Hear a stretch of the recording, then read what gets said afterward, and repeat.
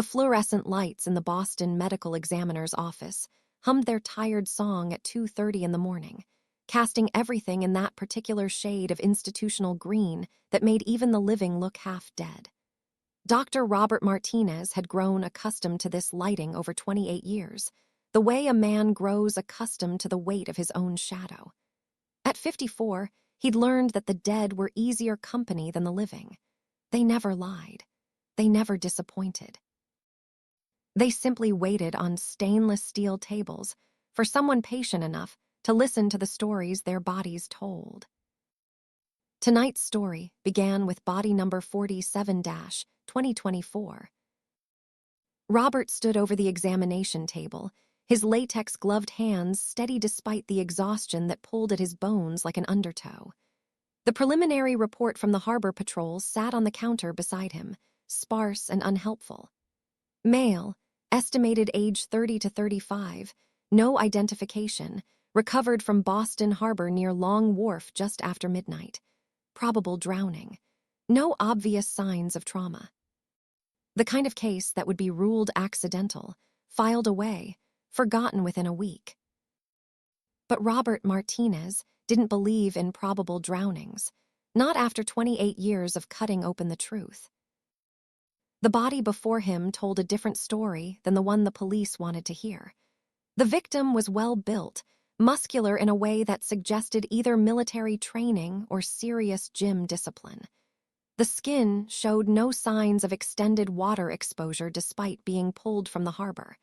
That meant he'd gone in recently, within hours, not days. Robert made his first incision with the practiced precision of a man who'd performed this ritual thousands of times, the scalpel moving in a clean Y pattern from shoulders to sternum. That's when he noticed the fingertips.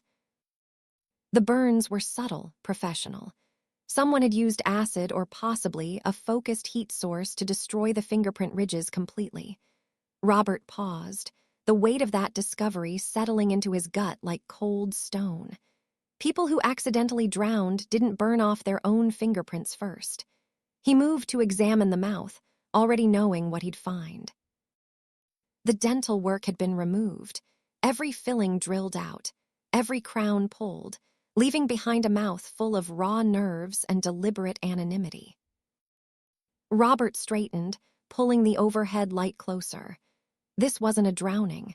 This was an execution disguised as one. He was reaching for his dictation recorder when he heard the sound that didn't belong. Footsteps in the corridor outside, multiple sets, moving with purpose. Robert froze. The security guard, Eddie, had left at 2, heading home to his wife and 3 kids in Dorchester. The overnight cleaning crew didn't start until 4. No one should be here. The door to the examination room opened without a knock. 6 men entered, and Robert knew immediately they weren't police. Police moved with a certain swagger, an assumption of authority granted by badges and guns. These men moved like water, smooth and inevitable, filling the space without disturbing it. 5 wore dark suits that probably cost more than Robert's monthly mortgage payment. The 6th, the one who entered last, wore power like other men wore cologne. Vittorio DeLuca was not a tall man, maybe 5'9", but he commanded the room the way a conductor commands an orchestra. His suit was charcoal gray, perfectly tailored to shoulders that had once carried a Marine Corps, packed through places the government still wouldn't acknowledge. His hair was dark with distinguished threads of silver at the temples, and his eyes were the color of winter Atlantic water, cold and impossibly deep. Robert recognized him instantly. Everyone in Boston law enforcement knew Vittorio DeLuca, even if they couldn't prove half of what they suspected. The DeLuca family had operated in Boston for 3 generations, their fingers in everything from waterfront shipping to political campaigns to the kind of businesses that only operated in cash. Federal prosecutors had tried twice to bring RICO charges. Both times, witnesses had developed sudden amnesia or disappeared entirely. "Dr. Martinez," Vittorio said, his voice carrying the faint trace of an accent that 3 generations in America hadn't quite erased. I need to speak with you about your patient. Robert's hand moved instinctively toward the phone on the wall, but one of the suited men shifted position, not threatening exactly, just present in a way that made the phone seem very far away.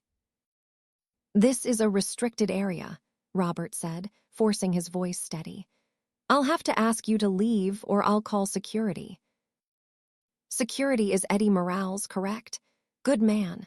3 kids, another one on the way. He left 20 minutes ago, right on schedule. No one else is here, doctor. It's just us and your professional expertise. Vittorio moved closer to the examination table, looking down at the body with the detachment of a man who'd seen death too many times to be moved by it. This man's name was Marco Benedetti. He worked for me. Last night, he was killed by people who want what I have. I need to know exactly how he died, who killed him, and what tools they used. The kind of details that only someone with your skills could find. That's a police matter, Robert said. Whatever business you're involved in, I can't help you. Vittorio pulled out a chair, sitting down with the casual ease of a man who'd never been told no in his entire life. The police will call this gang violence. They'll file it under unsolved, and in 6 months, no one will remember Marco's name. But I'll remember Dr. Martinez. I'll remember, and I'll need to respond appropriately. To do that, I need information that a standard autopsy won't provide. I need someone who cares about details. He paused, letting his words settle. I'm prepared to pay $50,000 for a thorough examination. Cash, tonight. Robert felt his jaw tighten. I don't work for criminals.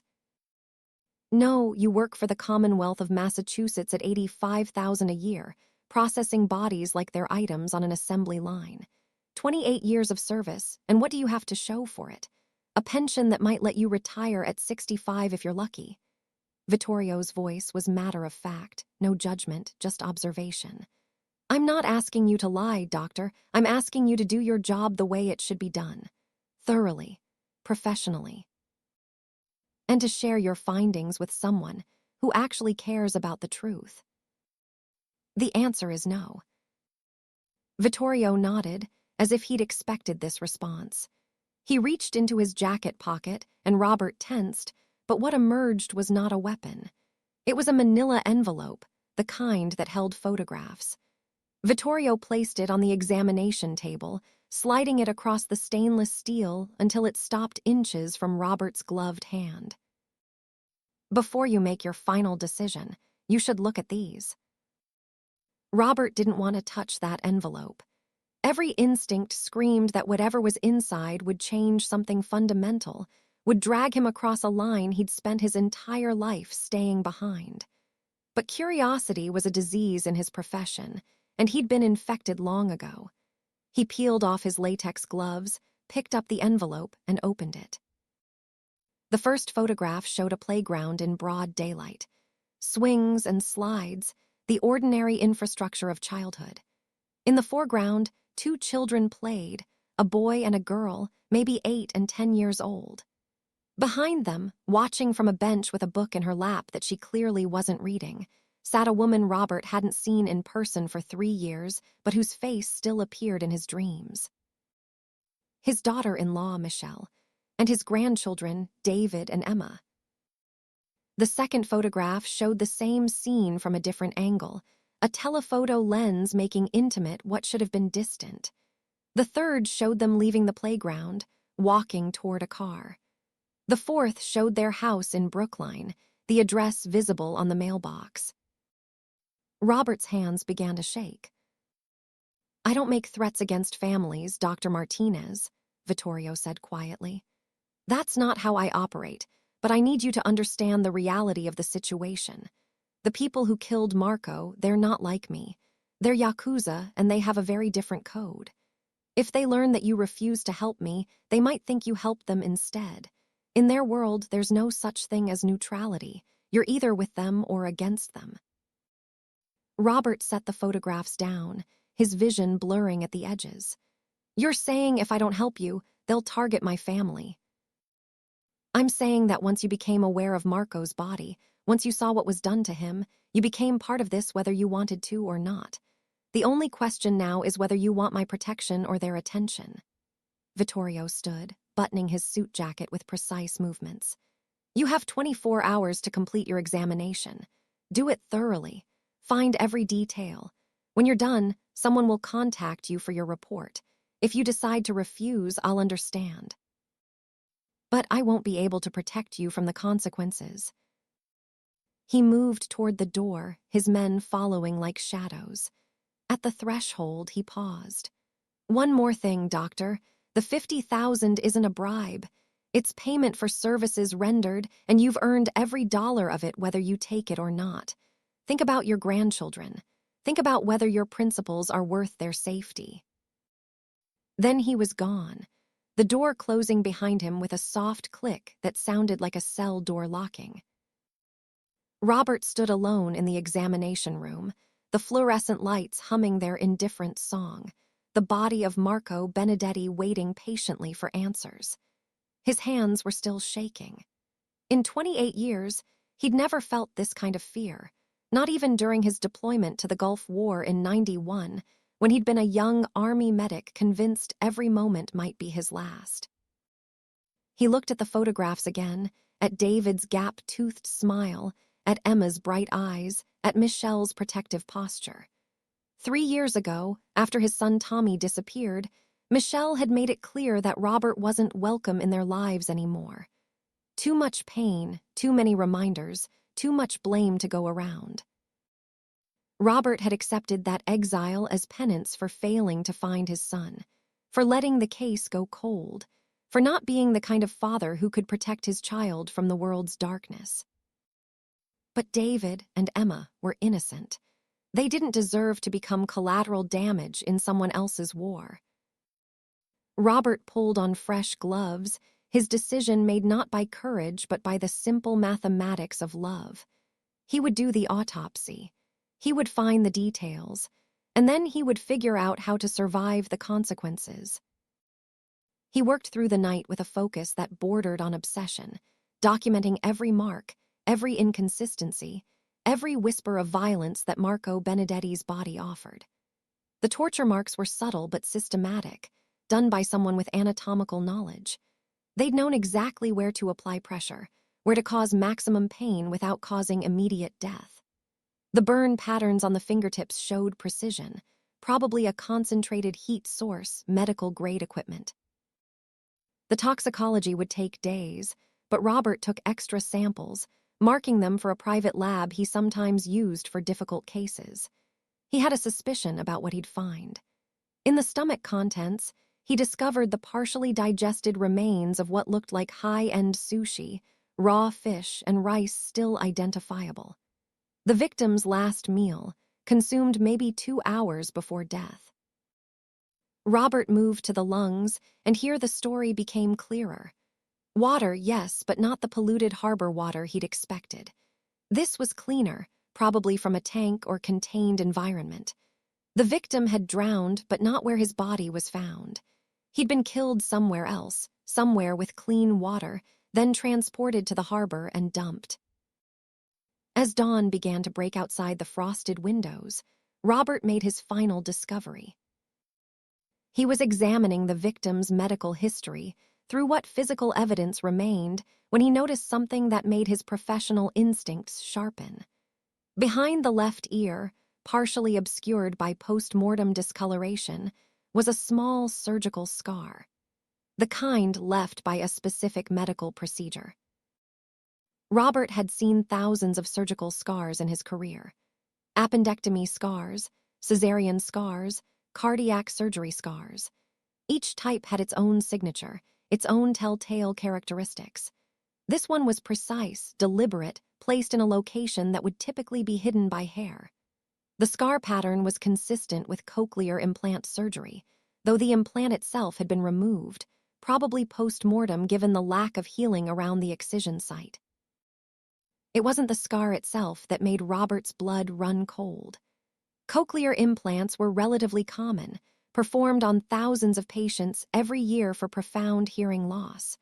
What triggered his memory was the specific placement and technique. Mass General Hospital, where Robert had spent years consulting on death investigations, used a particular surgical approach for cochlear implants.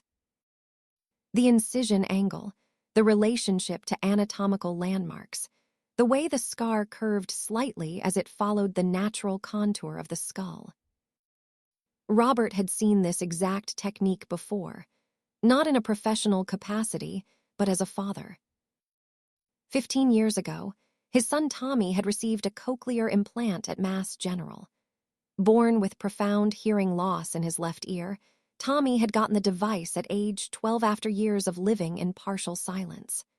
Robert remembered sitting in the surgical waiting room, remembered the surgeon explaining the procedure, remembered seeing the scar during post-operative checkups. 3 years ago, at age 15, Tommy had disappeared. Walked out of their house in Jamaica plain one afternoon to meet friends and never came home. The police had investigated for 6 weeks before ruling him a runaway, pointing to the recent divorce, the family stress, the typical teenage rebellion. They'd found no evidence of foul play, no witnesses, no body. Robert forced himself to think clinically. Cochlear implant scars were not unique. Thousands of people had them. The surgical technique was standardized across trained surgeons. The odds of encountering someone with a similar scar were not astronomically small. But something nagged at him, not the scar itself, but the deliberate removal of the implant. Why would someone remove a cochlear implant from a murder victim? It served no purpose in hiding identity, the way removing fingerprints or dental work did. Unless the implant itself contained information. Serial numbers that could be traced. Manufacturing records that could identify the patient. Robert photographed the scar from multiple angles, documented its dimensions and characteristics, then continued his examination. He wouldn't jump to conclusions, wouldn't let grief and exhaustion lead him into seeing patterns that didn't exist. But he would document everything, because that's what good medical examiners did. The phone on his desk rang at 7:15, making him jump. The caller ID showed a blocked number. Robert's hand hovered over the receiver for 3 rings before he finally picked up. Dr. Martinez. The voice was unfamiliar, male, professional. Mr. DeLuca would like to meet you for breakfast at 9 a.m. There's a cafe in the North End, Caf Vittoria on Hanover Street. Come alone. Bring your findings. The line went dead before Robert could respond. He looked at the clock. Less than 2 hours to decide whether to walk deeper into this darkness or try to find a way back to the light. His eyes drifted to the photographs still lying on his desk, David and Emma frozen in innocent play, unaware that their grandfather was making decisions that might determine whether they had a future. Robert picked up his phone and dialed a number he hadn't called in 3 years. Michelle answered on the 4th ring, her voice thick with sleep. Hello. Michelle, it's Robert. Silence, then carefully neutral. It's 7 in the morning. I know, I'm sorry. I need you to do something for me, and I can't explain why. Robert, we've been through this. I can't keep having these conversations. I need you to take David and Emma somewhere today, out of the city. Maybe drive up to your sister's place in Maine, just for a few days. What are you talking about? Robert closed his eyes, choosing his words carefully. I'm working on a case, something complicated. There's a small chance, very small, that some dangerous people might try to use you and the kids to pressure me. I'm probably being paranoid, but I'd feel better if you weren't at home for a while. The silence stretched longer this time. When Michelle spoke again, her voice had changed, sharpened by fear. Are you in trouble? I'm trying to prevent trouble. Please, Michelle. I know I have no right to ask you for anything, but I'm asking anyway. Take the kids and go somewhere safe for a few days. Tommy's been gone for 3 years, Robert. I know you haven't stopped looking, but you can't let that destroy what's left of this family. David and Emma need stability, not more chaos. This isn't about Tommy. The lie came easily, automatically. This is about a case at work. That's all, just a precaution. Another long pause. Then, reluctantly, fine. I was planning to visit Sarah anyway. We'll drive up this morning. Thank you. Robert, whatever you're involved in, be careful. David and Emma have already lost one father figure. They can't lose another. The line went dead. Robert sat in his office as the sun rose over Boston, painting the sky in shades of red and gold that poets called beautiful and sailors called warnings. He'd bought his family a few days of safety, maybe. He'd bought himself time to understand what he'd stumbled into. But he'd also stepped across a line that 28 years of careful professionalism had kept him behind. At 8:45, Robert left the medical examiner's office carrying a leather folder containing his detailed autopsy report. He documented everything he'd found, every mark, every inconsistency, every fragment of evidence that pointed to Marco Benedetti's murder being anything but simple gang violence. The cochlear implant scar was noted clinically, without speculation, just another detail in a comprehensive examination.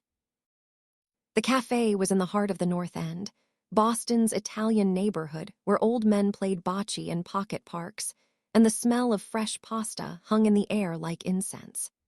Cafe Vittoria had been serving espresso since 1927, its walls covered in photographs of Frank Sinatra and boxing champions and local heroes whose names had been worn smooth by time. Vittorio DeLuca sat at a corner table in the back, alone except for a single bodyguard positioned near the entrance. He was reading a newspaper, a cup of espresso cooling on the table beside him. When Robert approached, he folded the paper and gestured to the empty chair. "Dr. Martinez, thank you for coming. Please sit. Have you eaten?" Robert sat, placing the leather folder on the table between them. "I did the autopsy. I found details." Vittorio poured a second espresso from a small pot, sliding it across the table. "First, eat something. You look like you haven't slept." "I haven't." "All the more reason." Vittorio raised his hand, and an elderly waitress appeared with plates of fresh pastries, still warm from the oven. "Sfogliatelle. My grandmother used to make these. The cafes are almost as good." Robert had no appetite, but he took a pastry, if only to have something to do with his hands. The first bite was sweet cream and flaky pastry, and despite everything, he found himself reaching for a second. "You have children?" Vittorio asked, his tone conversational. Robert's hand froze halfway to his mouth. "I had a son. He's gone." "Gone or dead?" "I don't know. He disappeared 3 years ago. The police say he ran away." Vittorio nodded slowly, something shifting in his winter water eyes. "The police say many things. Sometimes they're even true." He tapped the leather folder. "What did you find?" Robert opened the folder, spreading out his photographs and notes. He walked Vittorio through the findings, the professional part of his brain taking over, narrating the story that Marco Benedetti's body told. The systematic torture. The use of paralytic drugs, probably succinylcholine, to prevent struggling. The drowning in clean water, not the harbor. The post-mortem transport and staging. The surgical scar that suggested cochlear implant removal. "This wasn't gang violence," Robert concluded. "This was a professional execution. Whoever did this had medical training, access to controlled substances, and enough knowledge of forensic science to try covering their tracks. The cochlear implant removal is particularly interesting. It suggests they knew the device could be traced back to the victim." Vittorio listened in silence, his face unreadable. When Robert finished, he picked up one of the photographs, studying it carefully. "You mentioned the implant removal. In your experience, is that common in murder cases?" "No, I've seen attempts to hide identity through fingerprint destruction, dental work removal, facial disfigurement. But cochlear implants, that's unusual. Suggests the killer either has specific medical knowledge or was following instructions from someone who does. Or has done this before, multiple times, developed a pattern. Robert paused, his coffee cup halfway to his lips. You think this is a serial case? Vittorio pulled out another folder, this one thick with age, pages yellowed and worn. Dr. Martinez, I need to show you something. But before I do, I want you to understand that what I'm about to share will change your life. Once you see this, once you know what I know, you can't unknow it. You'll have questions that demand answers, and getting those answers will be dangerous. I'm listening. Vittorio opened the folder, revealing a document Robert recognized instantly. A medical examiner's report from September 2009. The official letterhead. A signature at the bottom that made Robert's breath catch. His own signature. Unidentified male, approximately 15 to 17 years old, Vittorio read. Recovered from the Charles River near the Esplanade. Cause of death ruled as accidental drowning. No evidence of foul play. Case closed in 48 hours. He looked up. Do you remember this case, Dr. Martinez? Robert's mouth had gone dry. He did remember. Vaguely. September 2009 had been the worst month of his life. Margaret filing for divorce. Tommy barely speaking to him. The office overwhelmed by a multi-car pileup that had kept them processing bodies for weeks. An unidentified drowning had been just another case in an endless stream of cases. I remember the month, barely remember the specific case. 3 days after you signed off on accidental drowning, my organization commissioned a private autopsy. We had reasons to believe this teenager was connected to our operations. Vittorio slid another document across the table. The private examiner found something your official report missed. The boy didn't drown accidentally. He was strangled first, then placed in the water to stage a drowning. The hyoid bone showed micro-fractures consistent with manual strangulation. The lung tissue showed patterns that didn't match spontaneous drowning. Robert felt ice spreading through his veins. That's not possible. I would have seen those signs. I'm thorough. I don't miss evidence like that. Perhaps you didn't miss it. Perhaps someone altered the report after you submitted it. Or perhaps the body you examined had already been tampered with, forensic evidence removed or obscured before it reached your table. Vittorio's voice was gentle now, almost kind. September 2009 was a difficult time for you. Divorce proceedings, family stress, working 70-hour weeks. It would have been easy for someone to take advantage of your distraction. Robert wanted to argue, to defend his professional integrity, but doubt crept in like cold water. How carefully had he examined that body? Had he been thorough, or had he been going through the motions, too exhausted and heartbroken to see what was really there? Why are you telling me this now, 15 years later? Because 6 months ago, we finally identified the body. DNA technology has advanced considerably since 2009. We had the boy's remains preserved, frozen in a private facility, waiting for science to catch up with our questions. Vittorio pulled out a photograph, but kept it face down on the table. The DNA showed a familial match to someone in the Massachusetts missing persons database. A partial match, not parent and child, but close enough to suggest relationship. Close enough to start asking questions about who this boy was and why someone went to such lengths to hide his identity. Who was he? That's what I'm hoping you can help me determine. Vittorio turned over the photograph. It showed a teenage boy, maybe 15 or 16, lying on an examination table. The face was bloated by water damage, features softened by decomposition and preservation, but the general structure was visible.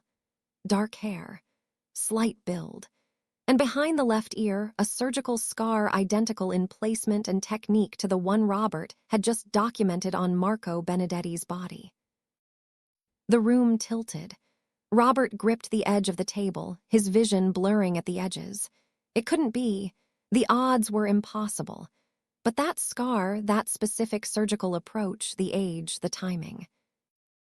The DNA match, Robert managed. Who was it to? A missing person report filed in September 2009. 15-year-old male from Jamaica Plain. Last seen leaving home to meet friends. Never returned. Mother filed the report. Father was too devastated to help with the investigation. Vittorio's voice was very quiet now. The father was a medical examiner who worked 70-hour weeks and was going through a divorce. A man who might have processed his own son's body and signed off on it as an accidental drowning because he was too broken to see clearly. Robert couldn't breathe, couldn't think, couldn't do anything except stare at that photograph, at the scar behind the ear, at the possibility that Tommy had been lying on his examination table 15 years ago and he'd missed it. I don't believe you. This is manipulation. You're using my grief against me. I'm giving you a chance to find out the truth. The body is in a private facility in Quincy. You can examine it yourself, run whatever tests you need. DNA comparison, dental records, surgical scar analysis. I'm not asking you to take my word for it. Vittorio leaned forward. But I need you to understand something, Dr. Martinez. If this boy is your son, then someone in your office helped cover up his murder 15 years ago. Someone you trust, someone you work with every day, participated in hiding the truth from you. Why would anyone do that? Because the boy was working for us when he died. He was 15 years old, smart, good with computers. We paid him to track shipping manifests, nothing dangerous, just data entry. But he saw something in the data, patterns, evidence of someone using our shipping routes to move products we didn't authorize. He came to us with questions. Vittorio's jaw tightened. 3 days later, he was dead. And 15 years later, Marco Benedetti was killed using the same methodology, same torture. Same staging, same signature removal of a cochlear implant. Robert's hands were shaking so badly he had to grip the table. You're saying there's a serial killer who's been active for 15 years. Someone with medical knowledge, police connections, and the ability to manipulate official death investigations. I'm saying yes, and I'm saying they're still active, and I'm saying that if we don't stop them, there will be more bodies, more families destroyed, more truth buried under official reports that no one questions because they trust the system. Vittorio extended his hand across the table. Work with me, Dr. Martinez. Use your skills, your access, your expertise. Help me find who killed that boy. Help me find who's killing people in my city. And I promise you, whatever the truth is, wherever it leads, I won't stand in your way. Robert stared at the offered hand for a long moment. 28 years of careful professionalism, of staying behind the lines, of doing the job and going home and never getting personally involved. All of it came down to this moment, this choice, this handshake that would change everything. He thought about Tommy, 15 years old, walking out the door with a backpack and a promise to be home for dinner. He thought about the 3 years of searching, of hoping, of slowly accepting that his son was gone. He thought about the possibility that Tommy had been lying on his examination table all along, that the truth had been within reach and he'd missed it because he was too broken to see clearly. Robert reached across the table and shook Vittorio DeLuca's hand. I want to see the body, he said. Today, now, whatever tests are necessary, whatever it takes, I need to know if that boy was my son. Vittorio nodded, releasing his grip. My car is outside. The facility is 20 minutes away. But Dr. Martinez, before we go, I need you to understand something. Once you know the truth, you can't unknow it. Once you see that body, once you confirm what I suspect, your life changes. The grief you've carried for 3 years, the hope you've held on to that maybe Tommy is still alive somewhere, all of that ends. Are you prepared for that? Robert stood, picking up the folder with hands that had stopped shaking. I've been a medical examiner for 28 years. I've spent my entire adult life looking at dead bodies and finding truth in their silence. If my son is dead, if he's been dead this whole time, then I owe it to him to know. I owe it to him to find out who killed him and why. And I owe it to every other victim who's been dismissed as an accident or a runaway or just another cold case. He met Vittorio's eyes directly. So yes, I'm prepared. Let's go find out what happened to my son. They left the cafe together, the criminal and the coroner, stepping out into a Boston morning that looked exactly the same as every other morning, but felt completely different. Somewhere in the city, a killer who'd operated with impunity for 15 years continued their work, unaware that the father of one of their victims had just allied himself with the one man in Boston dangerous enough to hold them accountable. And in a freezer in Quincy, a body waited to tell its final story, to give up the secret it had held for 15 years, to transform Dr. Robert Martinez from a man who examined death into a man who would hunt it down and demand answers, no matter what lines he had to cross or what prices he had to pay. The truth was waiting, and Robert Martinez, for the first time in 3 years, felt something other than grief. He felt purpose. The private facility in Quincy occupied a converted warehouse that had once processed frozen seafood, its industrial bones repurposed for a different kind of cold storage. Vittorio's Mercedes pulled into a loading bay where no signs announced the building's purpose, where security cameras tracked their arrival with silent efficiency, where the only indication of what waited inside was the persistent chemical smell of formaldehyde mixing with salt air from the nearby harbor. Robert Martinez stepped out of the car feeling like he was walking through someone else's nightmare. The morning sun was bright and indifferent overhead, illuminating a world that continued spinning regardless of whether a father was about to confirm his worst fear. His hands felt strange, disconnected from his body, as if they belonged to the doctor who would perform this examination, while his heart belonged to the father who might not survive it. Inside, the facility was clinical and precise, more morgue than warehouse. Stainless steel tables gleamed under fluorescent lights. The temperature was kept at a constant 38 degrees, cold enough to preserve but not quite freezing.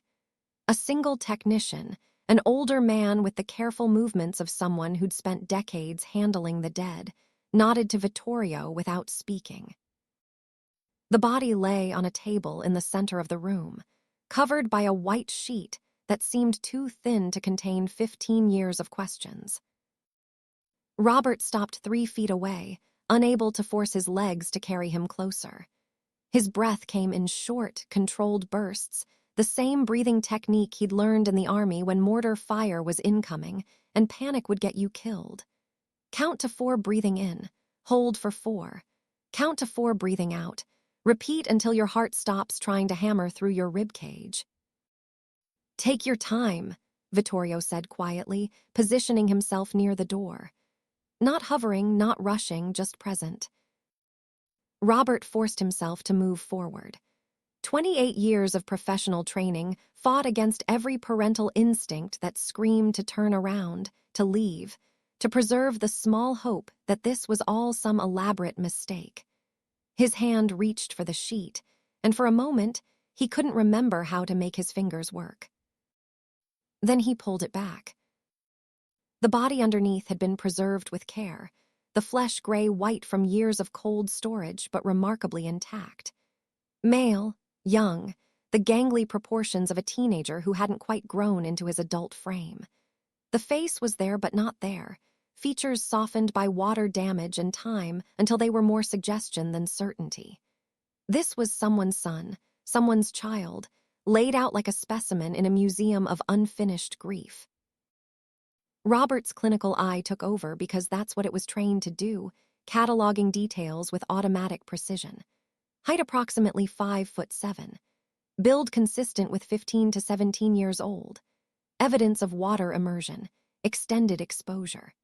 The skin showed characteristic adipocere formation, that soap-like substance human fat becomes when submerged long enough. The hands were partially mummified, fingers curled inward as if still reaching for something just out of grasp. He moved to the head, where the surgical scar waited behind the left ear like a signature. Robert had seen this scar before, not just in photographs, but in reality in the hospital, when Tommy was 12 years old and terrified of the surgery. Robert had been there when they'd shaved his son's hair, when the surgeon had made the first incision, when the cochlear implant had been positioned with millimeter precision against the skull. He'd been there for the healing, for the weekly checkups, for the adjustment appointments where they'd fine-tuned the device until Tommy could hear sounds he'd never experienced before. The scar on this body matched Tommy's scar perfectly. The angle, the length, the slight curve where the surgeon's hand had followed the natural line of the skull. But scars alone weren't proof. Surgical techniques were standardized. Different patients could have similar results. Robert pulled on latex gloves, his hands steady now that he had a job to do. He examined the teeth, noting 2 molars that had been filled when Tommy was 13 after a candy binge at Halloween. The dental work was there, amateur enough that it had to be from a young patient, professional enough that it had lasted. He checked the bones, finding the slight abnormality in the left radius where Tommy had broken his arm at age 9 falling off a bike. The fracture had healed with a minor malunion, creating a subtle bump that Tommy had called his battle scar.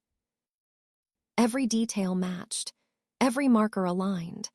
But Robert had been fooled before, had signed a death certificate for this exact body 15 years ago and declared it an unidentified drowning victim. He needed certainty, needed proof that couldn't be argued or explained away. "I need to take DNA samples," Robert said, his voice sounding distant even to his own ears.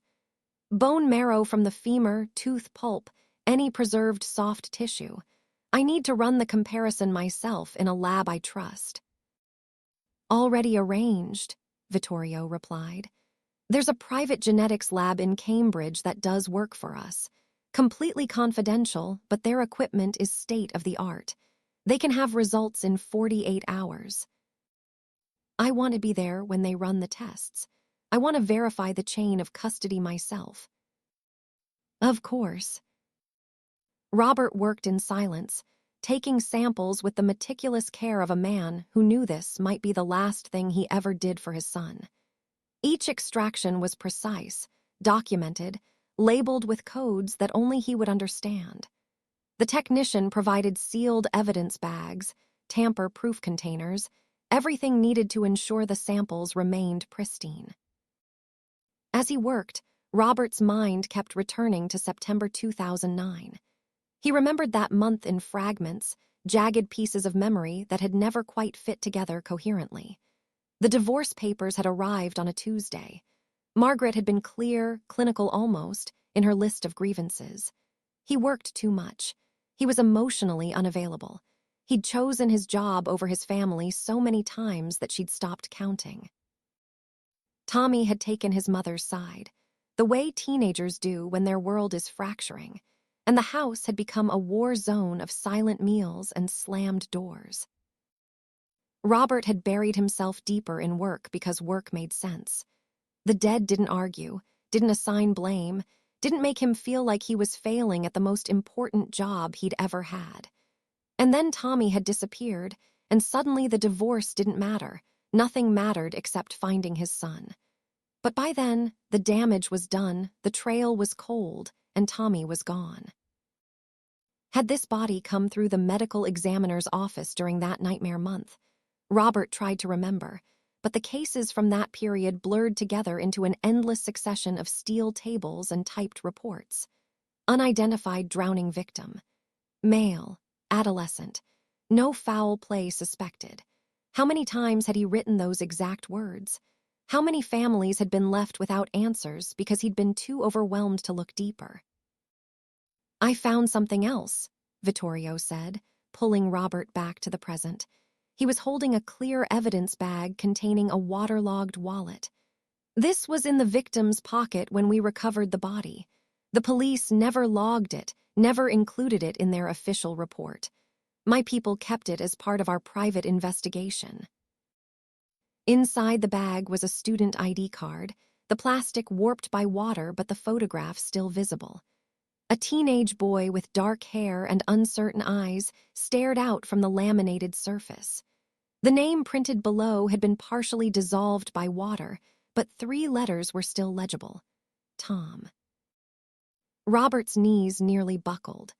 He gripped the edge of the examination table, forcing himself to remain standing, to keep breathing, to hold together the pieces of himself that wanted to shatter.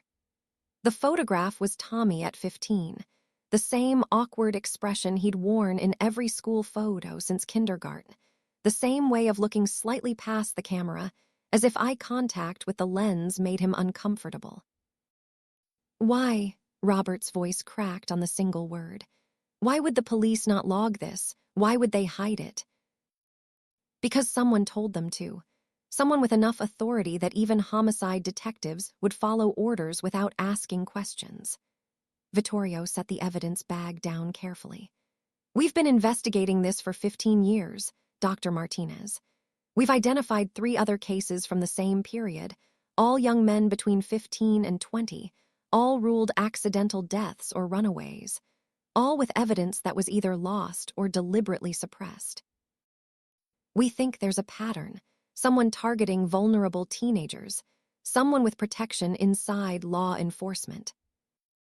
Robert forced himself to focus through the grief that threatened to drown him more thoroughly than the Charles River had drowned his son. You said Marco Benedetti had similar markers, the cochlear implant scar. Yes, and 2 others in our organization over the past decade, both dead under circumstances that were ruled accidental but looked suspicious to anyone who examined them closely. All of them had surgical scars from cochlear implant removal. All of them had been in the water. All of them had police reports that closed cases within 48 hours. Someone's collecting them, targeting people with cochlear implants specifically. Or using cochlear implant removal as a signature, a way to mark their work, to signal to others who know what to look for. Vittorio pulled out his phone, scrolling through files. There's a surgeon in Boston, Dr. Patrick Hayes. He's been the senior medical examiner for 20 years, your direct supervisor. He also happens to be the brother-in-law of Deputy Chief James O'Brien from Boston PD Homicide Division. The name landed like a physical blow. Robert knew both men intimately. Hayes had been his mentor, the doctor who trained him when he first joined the medical examiner's office, who'd guided him through complicated cases and departmental politics. Robert had attended Hayes's daughter's wedding, had shared countless lunches discussing forensic techniques and professional ethics. The man had been more than a supervisor. He'd been a friend. O'Brien had overseen the investigation into Tommy's disappearance, had personally assured Robert that every resource was being devoted to finding his son. Robert remembered sitting in O'Brien's office, remembered the deputy chief's steady voice promising that they wouldn't stop looking, that no case involving a child ever truly closed. You're saying my boss and the deputy chief are involved in killing teenagers? I'm saying someone with access to the ME's office and influence over police investigations has been operating with impunity for at least 15 years. Someone who knows how to stage deaths, how to manipulate autopsy reports, how to make evidence disappear. Hayes has that knowledge. O'Brien has that power. Together, they'd be almost untouchable. Robert's mind raced through implications, connecting dots he'd never seen before because he'd trusted the system, trusted his colleagues, trusted that the people he worked alongside every day were committed to the same mission of truth and justice. How naive that seemed now, how childish to believe that badges and medical degrees automatically conferred integrity. But something nagged at him, a memory from years ago, so small he'd almost forgotten it. Hayes, maybe 5 years back, looking exhausted during a case review meeting. The man had made an offhand comment about the weight of secrets, about how sometimes doing the right thing meant carrying burdens no one else could understand. At the time, Robert had assumed Hayes was talking about difficult cases, the kind of gruesome deaths that stayed with you. But what if it had been something else? A confession hidden in plain sight, offered to a colleague too distracted to hear it. I need proof, real evidence, not just suspicion. That's where you come in. You have access Hayes doesn't know we're monitoring. You can look through old case files, cross-reference deaths that might fit the pattern. You can observe him, see if he makes mistakes when he thinks no one's watching. Robert stared at the body on the table, at his son's remains preserved in chemical cold, at 15 years of questions that were finally forming answers he'd never wanted to find. If I do this, if I go after Hayes and O'Brien, they'll know. They'll realize someone's investigating them. Yes, which is why you won't be alone. There's someone else who's been looking into this, someone with resources even I don't have. Vittorio checked his watch. She should be here in about 10 minutes. Is she? Detective Sarah Chen, Boston PD homicide. Except she's not really Boston PD. She's FBI, undercover, embedded in the department for the past 3 years investigating corruption. She's been tracking O'Brien specifically, building a case that keeps hitting dead ends because O'Brien's protected at levels she can't access. But with your help, with medical evidence that can't be explained away, she might finally have what she needs. Robert turned away from the table, from his son, needing space to process this escalation. You're asking me to work with the FBI while secretly helping a crime boss investigate my own colleagues for serial murder. I'm asking you to find out who killed your son. The rest is just logistics. The warehouse door opened, and a woman entered with the confident stride of someone who'd learned to project authority in rooms full of men who didn't want to give it to her. Detective Sarah Chen was maybe 45, compact and athletic, with sharp eyes that missed nothing and a face that revealed even less. She wore a Boston PD badge on her belt and carried herself like she'd earned it the hard way. Dr. Martinez, she said, extending her hand. I'm sorry we're meeting under these circumstances. Robert shook her hand automatically, still processing the fact that an FBI agent had just walked into a criminal's private morgue like it was a normal Tuesday morning. You're federal. Why are you working with him? Because sometimes the enemy of your enemy is the only ally you've got. Sarah moved to the examination table, looking down at Tommy's body with professional detachment. I've been investigating Deputy Chief O'Brien for corruption, racketeering, conspiracy. But every time I get close, evidence disappears or witnesses recant or cases get reassigned. He's got protection somewhere high up the chain, and I can't figure out where. Then 6 months ago, Vittorio's people approached me with information about a possible serial killer operating inside law enforcement. Suddenly, my corruption case looked a lot bigger and a lot darker. How do I know you're really FBI? Sarah pulled out her phone, entered a code, and showed him a screen displaying her actual credentials. Special Agent Sarah Chen, Boston Field Office, Organized Crime and Public Corruption Unit. Her photo matched, her badge number verified. She gave him 30 seconds to examine it, then put the phone away. I've been undercover so long I sometimes forget which identity is real. But what matters is this. O'Brien has killed at least 47 people over 18 years. Most were teenagers, kids from broken homes who nobody would miss. He recruited them as informants, used them in his trafficking operation, then disposed of them when they became liabilities. Your son Tommy was one of them. Marco Benedetti was one of them. And unless we stop him, there will be more. Robert felt the weight of that number settle over him like a shroud. 47. 47 families like his, 47 sets of parents who'd spent years wondering if their child was alive somewhere, if they'd made different choices, if they'd loved harder or listened better. 47 funerals that never happened because the bodies were never properly identified. What's the trafficking operation? Underground fighting rings. O'Brien recruits vulnerable kids, usually teenagers with some connection to street life, and funnels them into illegal fighting circuits. The rings operate in warehouses and private clubs, rich men betting on poor kids beating each other bloody. The fighters who show promise get moved up the chain.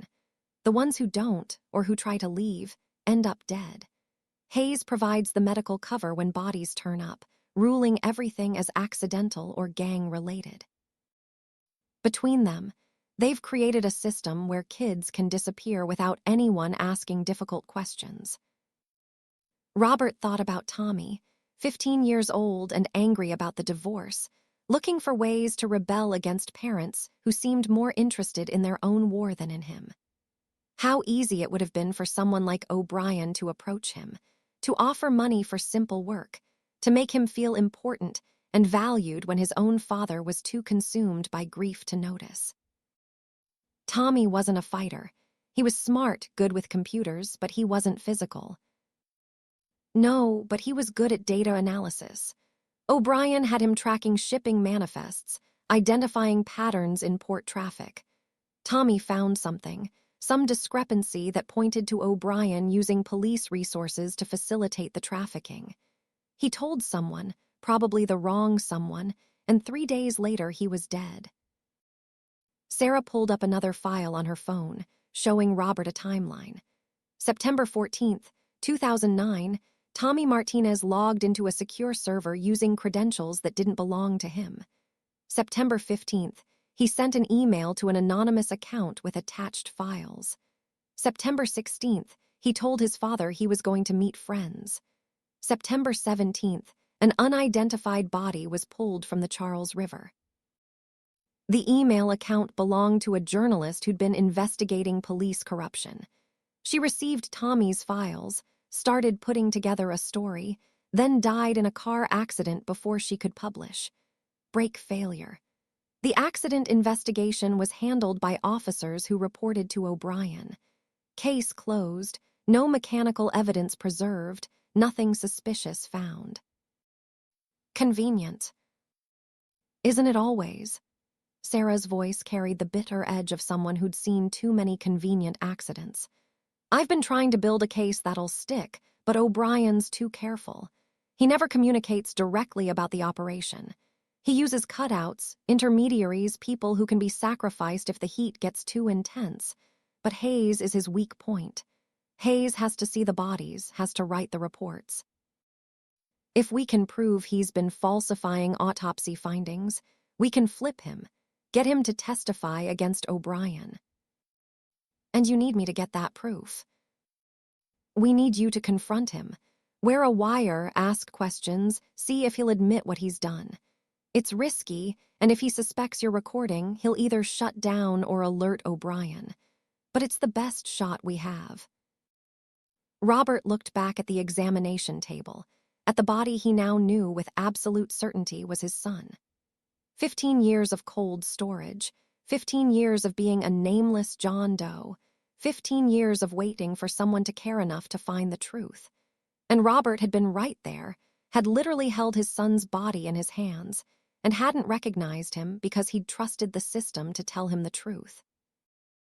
But he also thought about Hayes, the man who'd been his mentor for 15 years, the man who'd offered guidance and support through Robert's darkest days. What if there was more to the story? What if Hayes had been trapped, compromised, forced into complicity rather than choosing it freely? When do we do this?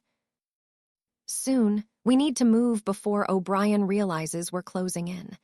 But first, we need the DNA confirmation. I know you're certain, but we need evidence that'll hold up in court, that can't be dismissed as a grieving father's desperate hope. Vittorio's phone buzzed, and he stepped away to take the call. When he returned, his expression was tighter, more controlled. We have a problem.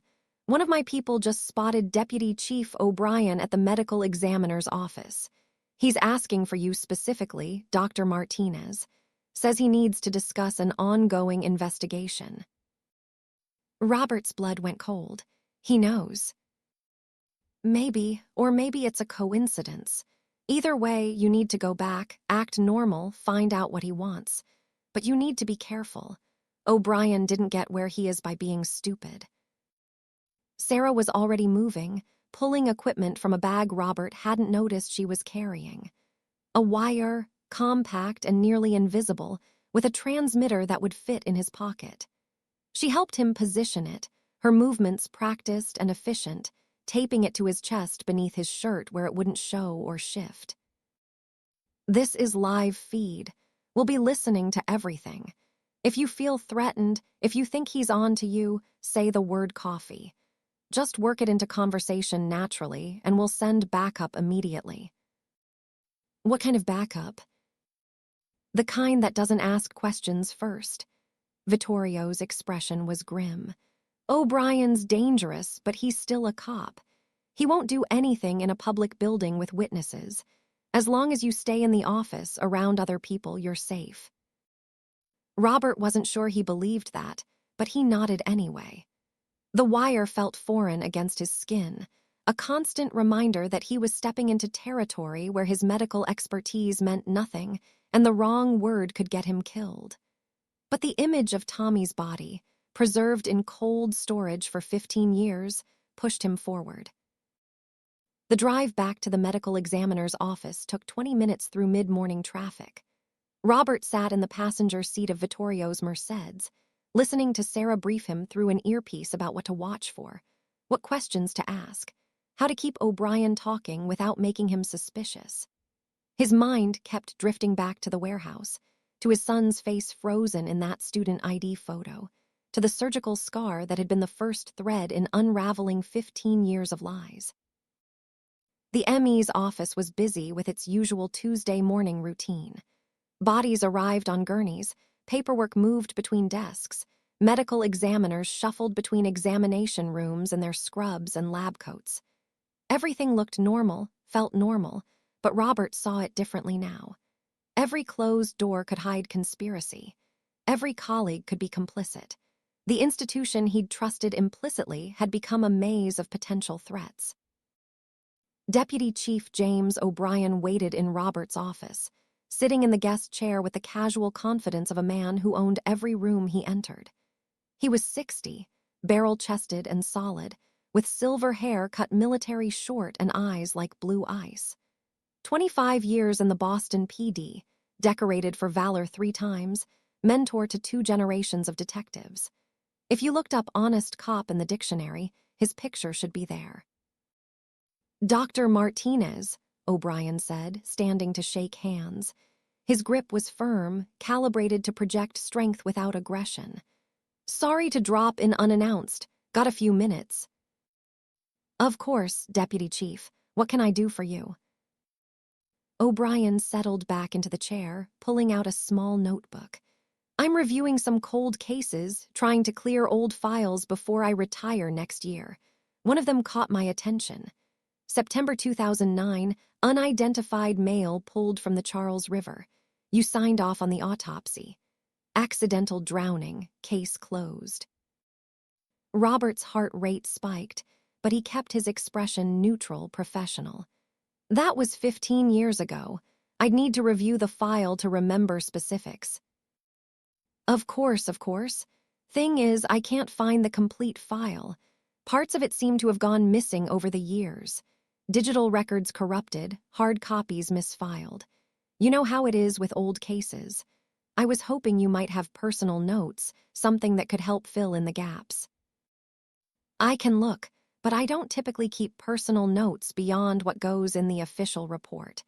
Is there a specific reason you're reviewing this case? O'Brien's smile didn't reach his eyes. Just due diligence. Making sure everything's properly documented before I hand over my caseload. You understand. Dotting I's, crossing T's. Can't have loose ends following me into retirement. The phrase loose ends hung in the air between them like a threat. Robert thought about Tommy, about 46 other victims, about all the loose ends O'Brien had tied off with falsified reports and convenient accidents. I'll pull what I have and get it to you by end of day. Appreciate it. O'Brien stood, but didn't move toward the door. How have you been, by the way? I know the past few years have been rough. Tommy's disappearance, the divorce, everything. You holding up okay?" The use of Tommy's name was deliberate, a test to see how Robert would react. Through the wire, he could almost feel Sarah and Vittorio tensing, waiting to see if he'd break. "I manage. Work helps, keeps me focused." "That's good, that's healthy." O'Brien moved to the window, looking out over the parking lot. "You know, I think about Tommy sometimes. Bright kid. Too smart for his own good, maybe. I always wondered if he got mixed up in something over his head, if maybe he saw something he shouldn't have." The official finding was runaway. Sure, but you and I both know official findings aren't always the whole story." O'Brien turned back, and his expression had changed, hardened. "Sometimes we close cases because that's what's best for everyone involved. Sometimes the truth is more complicated than the public needs to know. You understand that, right, Doc? You've been doing this long enough to know that not every question needs an answer." Robert met his gaze steadily. "Every question deserves an answer. That's why we do autopsies. That's why we examine evidence. Because every person who ends up on one of these tables deserves to have their story told truthfully." Noble sentiment, but the real world's messier than that. Sometimes telling the truth causes more harm than good. Sometimes protecting people means keeping certain information quiet. O'Brien stepped closer, his voice dropping lower. "Dr. Hayes speaks very highly of you, says you're one of his best examiners.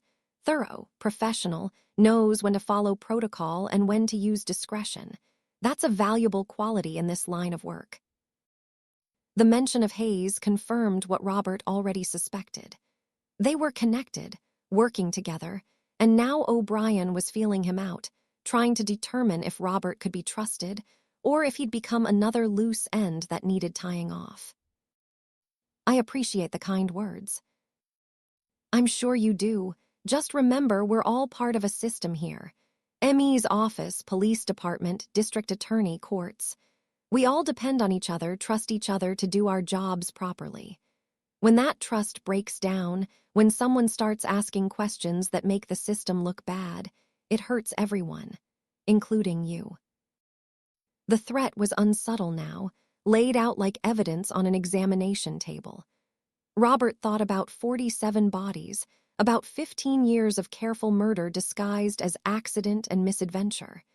He thought about his son Tommy, who'd asked questions and paid with his life. "I understand completely, Deputy Chief. The system works best when everyone stays in their lane." "Exactly. I'm glad we had this talk, Dr. Martinez. Very glad." O'Brien headed for the door, then paused. "Oh, and that file from 2009. Don't rush on it. Take your time. Make sure everything's in order before you send it over. Sometimes the older cases need a little extra attention to make sure all the details line up properly." He left, his footsteps fading down the corridor with the measured pace of a man who'd never run from anything in his life.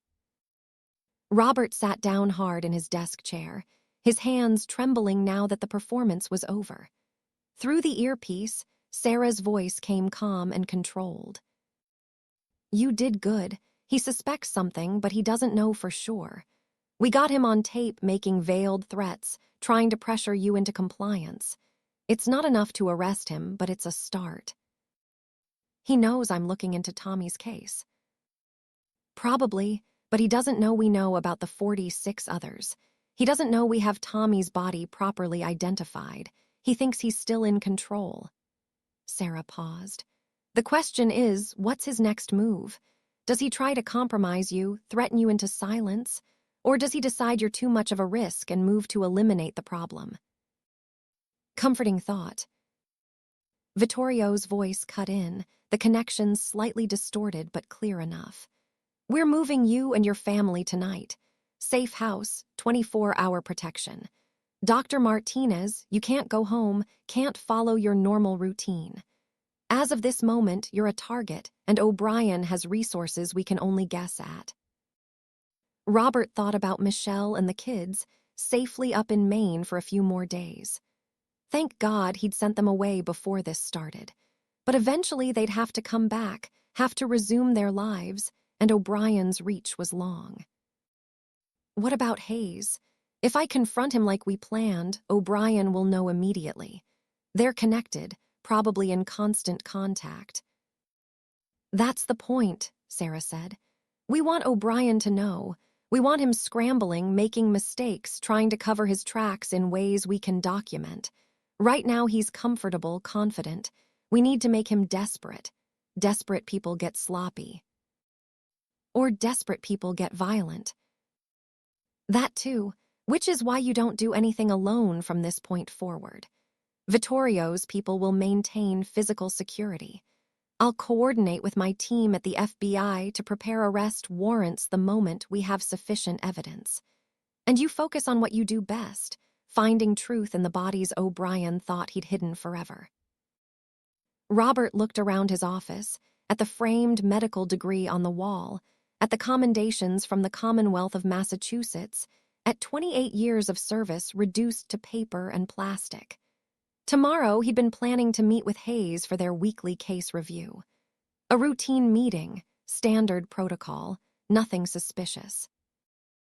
Except now he'd be walking in with questions about a 15-year-old drowning, with a wire recording every word, with the knowledge that his mentor and boss was probably a serial killer. But also with a sliver of doubt. What if Hayes had been trapped too? What if there was a reason, an explanation that made the horror understandable if not forgivable? I need to see the complete list, all 47 victims, names, dates, circumstances. If I'm going to take down Hayes, I need to know every case he falsified, every family he lied to. But I also need to understand why. People don't become monsters overnight. There's always a path, always a first compromise that leads to all the others. Sending it now, Sarah replied. A moment later, Robert's email chimed with an incoming message. Encrypted, password protected, the kind of file that would self-destruct if opened incorrectly. He entered the code Sarah provided and watched as the document loaded. 47 names, arranged chronologically. The oldest from 2006, the most recent Marco Benedetti just days ago. Ages ranged from 15 to 30, most clustered in the teenage years. Causes of death varied: drowning, overdose, assault, accidental trauma, but the pattern was clear once you knew to look for it. All had been ruled accidental or gang-related. All had minimal investigation. All had closed quickly. Tommy Martinez was number 4. Robert scrolled through the list, his medical training cataloging details automatically. 3 victims showed evidence of cochlear implant removal. 7 had been found in water. 14 had toxicology reports that showed unusual drug combinations, the kind that suggested forced ingestion rather than recreational use. 23 had injuries consistent with repeated blunt force trauma, the signature of underground fighting.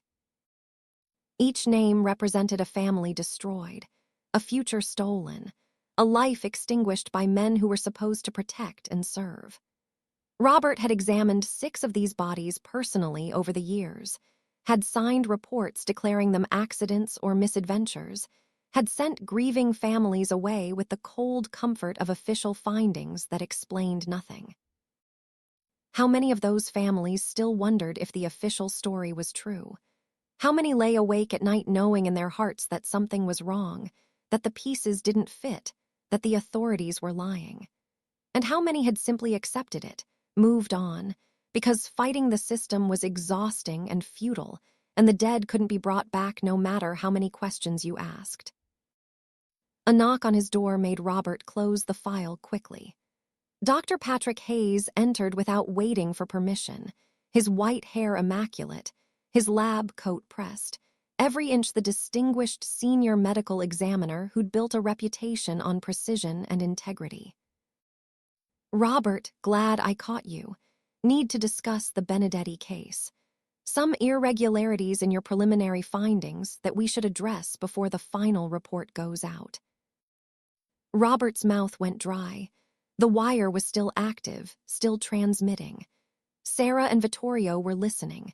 This was happening now, whether he was ready or not. What kind of irregularities? Hayes closed the door, a casual gesture that suddenly felt ominous. Your notes indicate evidence of torture, systematic application of pain prior to death. That's a serious assertion, one that would elevate this from a probable gang incident to something requiring extensive investigation. I'm concerned you might be seeing patterns that aren't there, letting personal feelings cloud your professional judgment. The evidence is clear. Burn marks showing precise application of heat, contusions indicating sustained pressure on nerve clusters, toxicology suggesting paralytic agents. Someone tortured this man before killing him.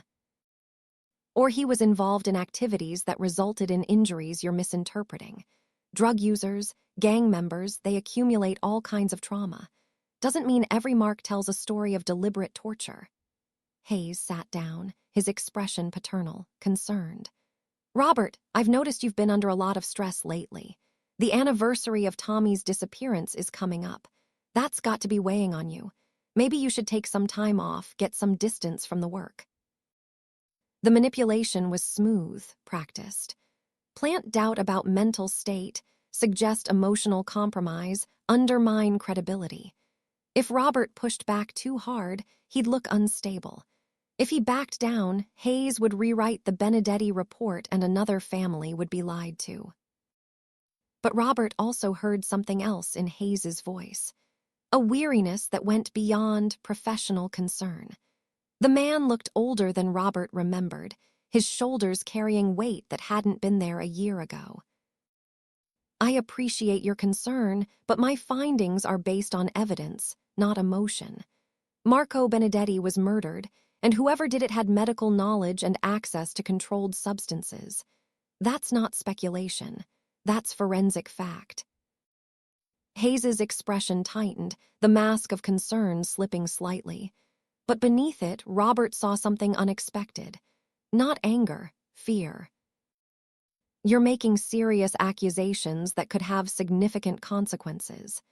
If you're wrong, if you're letting your personal issues interfere with your professional judgment, it reflects badly on this entire office. On me, specifically, as your supervisor. And if I'm right, then we follow proper protocol. Chain of evidence, peer review, coordination with law enforcement. But we don't go off half-cocked making wild claims that we can't substantiate. Hayes leaned forward, and his voice dropped to something almost like a plea. Robert, I've known you for 15 years. I trained you, mentored you, supported you through some very difficult times. I'm asking you as a friend to trust my judgment here. Let me review your findings, and we'll decide together how to proceed. The word friend landed like a stone. This man who'd pretended to care, who'd guided Robert's career while simultaneously covering up his son's murder. But the plea in his voice was real. The fear in his eyes was genuine. I'd like to pull an old case file. September 2009, unidentified male from the Charles River. You were the supervising examiner. I want to review the autopsy protocol. Hayes froze for just a moment, so brief that anyone not watching carefully would have missed it. But Robert saw it, that flicker of recognition and calculation. The instant where Hayes realized this conversation had moved beyond professional disagreement into dangerous territory. And then something broke in Hayes's expression. The careful control crumbled, revealing naked terror beneath. That's a very old case, Robert. Why the sudden interest? Deputy Chief O'Brien asked me about it this morning. Said files were missing, wanted to make sure documentation was complete. When I started looking into it, I noticed some inconsistencies between preliminary findings and the final report. Thought you might remember details that could clarify things. O'Brien was here, today. Just left about 20 minutes ago. Seemed very interested in making sure that case stayed properly closed. The two men stared at each other across the desk. and Robert saw the exact moment when Hayes understood. Not the specifics, perhaps, not that Robert knew about Tommy or the other victims or the entire conspiracy, but enough to recognize that the comfortable arrangement he'd enjoyed for 15 years was under threat. Hayes stood slowly, his face carefully neutral, but his hands were shaking. "I'll pull the file from archives. We can review it together tomorrow during our regular meeting. In the meantime, I'm formally requesting that you submit your Benedetti findings to me for peer review before finalizing anything. That's not a suggestion, Robert. That's a direct order from your supervisor." "Understood." Hayes moved to the door, then paused with his hand on the knob. When he turned back, his expression was no longer that of a supervisor addressing a subordinate. It was the face of a drowning man reaching for a rope that might not hold. "Robert, be very careful about asking questions that might make people uncomfortable. This office operates on trust and professional courtesy. When that breaks down, when someone starts implying that their colleagues aren't acting in good faith, it creates problems that can be difficult to resolve." He paused. "I'd hate to see your career damaged because you couldn't let go of old grief. But more than that, I'd hate to see you hurt. You have grandchildren who need you. Remember that." Then he was gone, leaving Robert alone with a wire still recording, and the certain knowledge that he'd just declared war on men who'd spent 15 years perfecting the art of making problems disappear. But he'd also seen something he hadn't expected. Hayes was terrified, not of being caught, of something else, someone else. Through the earpiece, Sarah's voice came tight with controlled excitement. "We got it. The threat, the attempt to suppress evidence, the coordination with O'Brien. It's not enough to convict, but combined with everything else, it's building to something we can use." Hayes knows something's wrong. He's going to warn O'Brien. "Let him," Vittorio cut in. "But we also need to get you somewhere safe. My people are already in position around the building. When you leave tonight, you'll have an escort to a secure location. From there, we coordinate next steps." Robert looked at the list of 47 names still open on his computer screen. 47 lives stolen, 47 families destroyed, 47 cases where truth had been sacrificed to protect monsters in positions of trust. And at the center of it all, his son Tommy, the fourth victim, the one who died because his father had been too consumed by his own pain to notice a conspiracy happening in his own office. But he'd also seen fear in Hayes's eyes. The fear of a man trapped, not a man who'd chosen evil freely. And that changed something fundamental about how Robert would approach what came next. Tomorrow he'd confront Hayes directly, would force the lies into the open where they couldn't hide behind official reports and bureaucratic procedure. Tomorrow, the wire would capture admissions that could bring down a deputy chief and a senior medical examiner. But tonight, Robert Martinez allowed himself one moment of pure grief for the son he'd lost and the 15 years he'd wasted not knowing the truth. Then he pulled on his coat, gathered his files, and walked out into a world that had suddenly become much more dangerous and infinitely more clear. Somewhere in this city, Patrick Hayes was making a choice between loyalty to the system that had compromised him and loyalty to the young doctor he'd once mentored. And Robert knew, with the certainty that came from 28 years of reading bodies and faces, that Hayes's choice would determine whether justice was possible, or if 47 families would remain trapped in the purgatory of unanswered questions forever. The safe house was a nondescript colonial in Medford, the kind of middle-class residence that disappeared into suburban anonymity by design. Vittorio's people had secured it within 2 hours of Robert leaving the medical examiner's office, sweeping for bugs, establishing sight lines, positioning armed guards in vehicles that looked like they belonged to neighbors heading to work or picking up groceries. To anyone watching, it was just another Tuesday evening in just another Boston suburb. But inside, 3 people who should never have been in the same room were planning to bring down a conspiracy that had operated with impunity for 18 years. Robert sat at the kitchen table, his hands wrapped around coffee that had gone cold an hour ago. The wire had been removed, the tiny device now sitting in an evidence bag that Sarah Chen would personally deliver to FBI headquarters in the morning. On the table between them lay printouts of the 47 victim files, organized chronologically, each name a small monument to institutional failure. Sarah paced near the window, her phone pressed to her ear as she coordinated with her team in hushed tones. Vittorio stood with his back against the counter, arms crossed, watching Robert with those winter water eyes that saw too much and revealed too little. The silence between them was heavy with the weight of decisions that couldn't be unmade. "My SAC wants to move now," Sarah said, ending her call. Special agent in charge, the boss who could authorize raids and arrests and the full machinery of federal law enforcement. "We've got Hayes on tape attempting to suppress evidence. We've got O'Brien making threats. Combined with the pattern analysis and your testimony about the misidentified bodies, he thinks we have enough for arrest warrants."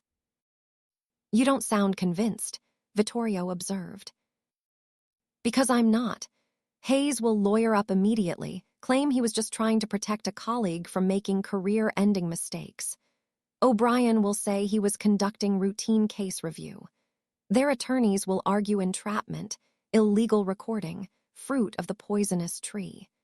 Without physical evidence directly linking them to the murders, without testimony from someone inside the operation, we've got a corruption case at best. They'll get suspended, maybe fired, but they won't see prison time." Robert looked up from the files. "Hayes is terrified. I saw it in his eyes today. He's not acting like someone who chose this path freely. He's acting like someone who's trapped." "Trapped people are still complicit," Sarah said. "Whatever his reasons, he falsified reports on 47 murders. That's not something you forgive because someone felt bad about it." "No, but it might be something you can use." Robert stood, moving to the window. "What if we give Hayes a way out? Not immunity, but a deal. Reduced sentence in exchange for testimony against O'Brien.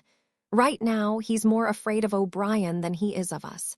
We need to change that calculus." Vittorio moved to the table, spreading out several photographs that Robert hadn't seen before. They showed O'Brien in various locations, meeting with people whose faces were captured in telephoto detail. Some Robert recognized as known criminals, others were strangers. But the pattern was clear: O'Brien conducting business that had nothing to do with law enforcement. "These were taken over the past 6 months by my people. O'Brien meeting with Yakuza representatives, with traffickers, with the same people he's supposed to be investigating. He's not just covering up murders. He's facilitating them, providing police protection to trafficking operations in exchange for a cut of the profits. Hayes provides medical cover, O'Brien provides legal immunity, and together they've built an enterprise worth millions." "How much does Hayes know about the financial side?" "Everything.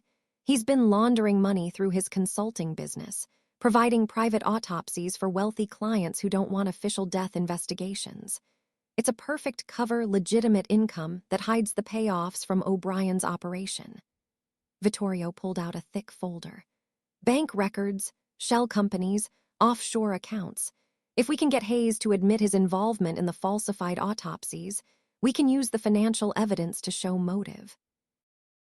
Greed is something juries understand." Sarah studied the documents with the intensity of someone who'd spent 3 years building a case that kept slipping through her fingers. "This is good, really good, but it's also illegally obtained evidence. No warrant, no subpoena. I can't use this in court." "You can't, but Robert can. He's a medical examiner reviewing old cases, finding irregularities that require further investigation. He requests Hayes's financial disclosure forms, required by state ethics regulations. Those forms will show legitimate income, but won't match the lifestyle Hayes maintains. That creates probable cause for a proper financial investigation." Robert felt the trap they were building, layer upon layer of legal procedure designed to catch men who'd spent years exploiting those same procedures. You want me to go back to the office tomorrow, act like nothing happened, and formally request Hayes's financial records. I want you to do your job the way it should have been done 15 years ago. Ask questions, demand answers, follow evidence wherever it leads, regardless of who it implicates. Vittorio's voice was quiet but intense. Hayes is going to push back, probably threaten your job, your career, everything you've built. But if you hold firm, if you force him into a corner where he has to either admit wrongdoing or commit perjury on official documents, he'll make a mistake. Or he'll have O'Brien make me disappear like the other 47. Which is why you won't be alone. My people will maintain security. Sarah will have FBI surveillance on both Hayes and O'Brien. The moment either of them makes a move against you, we have them on attempted murder of a federal witness. Sarah's phone buzzed with an incoming message. She read it, and her expression darkened. We've got movement. O'Brien just left his house in Brookline, heading toward an address in Quincy, the warehouse where Vittorio's people have the bodies stored. The three of them exchanged looks that needed no words. O'Brien was moving to destroy evidence, to eliminate the physical proof that could connect him to decades of murder. If he succeeded, if the bodies were lost or destroyed, the entire case collapsed into competing narratives with no objective truth to anchor it. How much time do we have? Robert asked. 15 minutes, maybe 20. The warehouse has security, but if O'Brien brings enough people, if he's willing to be overt about it, they can't hold him off for long. Vittorio was already moving, pulling out his phone and barking orders in Italian that came too fast for Robert to follow. Within seconds, the safe house transformed into a command center. Guards who'd been positioned outside came inside, weapons appearing from concealed holsters. A laptop opened on the kitchen table showed live surveillance feeds from the Quincy warehouse. We need those bodies protected, Sarah said. They're evidence in a federal investigation. If O'Brien destroys them, he's committing obstruction of justice, and we can arrest him tonight. If he destroys them, we lose the only physical proof that links him to the murders.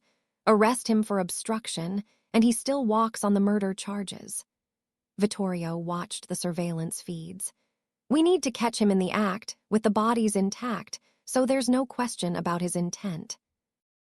Robert stood, a clarity settling over him that felt like cold water shock.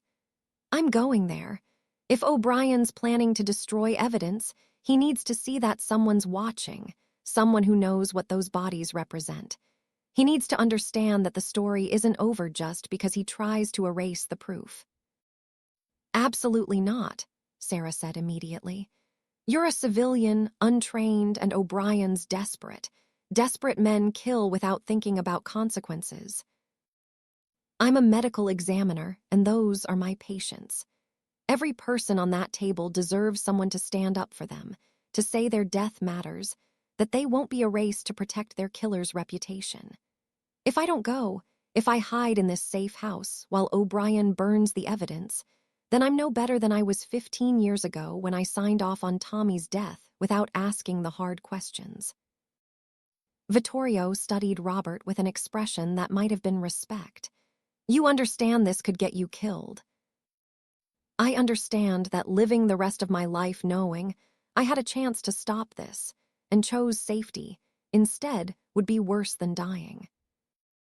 Sarah looked between the two men, the FBI agent and the crime boss and the coroner who'd somehow become the hinge point between them. She made a decision that probably violated a dozen federal protocols.